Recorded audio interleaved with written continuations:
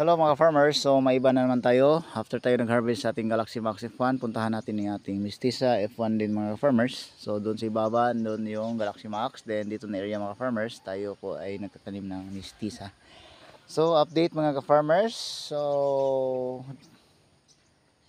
ito yung na-harvest natin na Mestiza F1 dito sa 55 Hills mga farmers. Ito po yung na-harvest natin na bunga mga ka-farmers, but anyway, slow progress lang talaga mga ka-farmers yung Mestiza natin dahil number one, meron po siyang sakit. Iwan ko kung ito ba ay pagbabarako.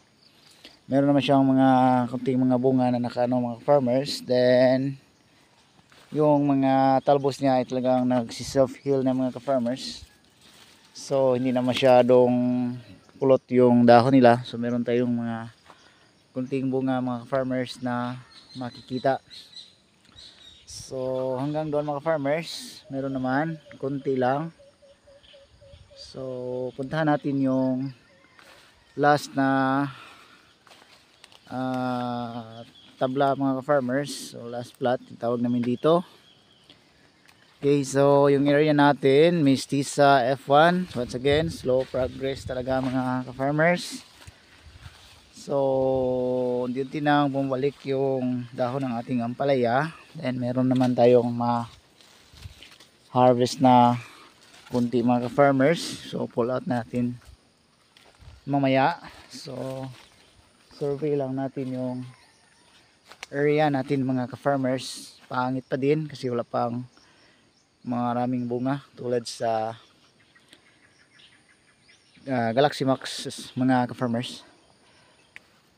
The same treatment na po kung ano pinakain natin sa ating Galaxy Max, ganun din yung pinakain natin dito sa ating Mestiza mga ka-farmers. So isa, dalawa, tatlo, apat, lima, meron naman siyang bunga. Kung susumadahin natin mga ka-farmers yung maintenance natin dito sa dalawang tabla, yung kita niya sa bawat harvestan sa ngayon mga farmers ay kulang talaga mga ka-farmers. So kung ito lang natitirang tanim natin na Mestiza lang, so hindi ko na kayang alagaan ito. Buti na lang mga farmers, meron tayong Galaxy Max na pang salbar dito mga farmers, dahil pinakain na lang na ito kasi may sobra naman tayo na abono sa Galaxy Max. So yun ang ginagawa natin, same treatment lang po. So meron namang mga bunga dito mga farmers, kaso lang hindi talaga gaano karami. Then kung susumadahin natin, lugi talaga kung ikaw yung may-ari ng ating ampalaya sa ngayon dito mga farmers. Kung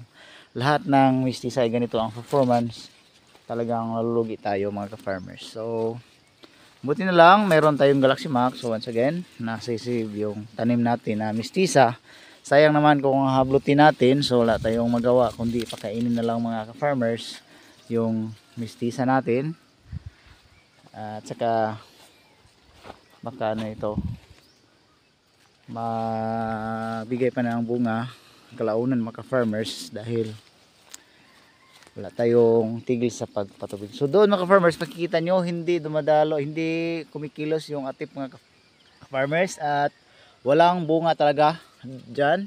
Hindi tulad sa binivideo ko sa ngayon na mabuti na lang meron namang konti mga farmers. So yung dahon niya na nasa lupa mga farmers, hindi naman talaga yan nagbabarako o ewan ko. Marami pa namang talbos doon sa mga bungbong mga farmers, so hinayaan natin sa lupa, pinupull out natin. Okay, so hanggang dito na lang mga farmers, yun na lang po itong update sa ating Mestiza.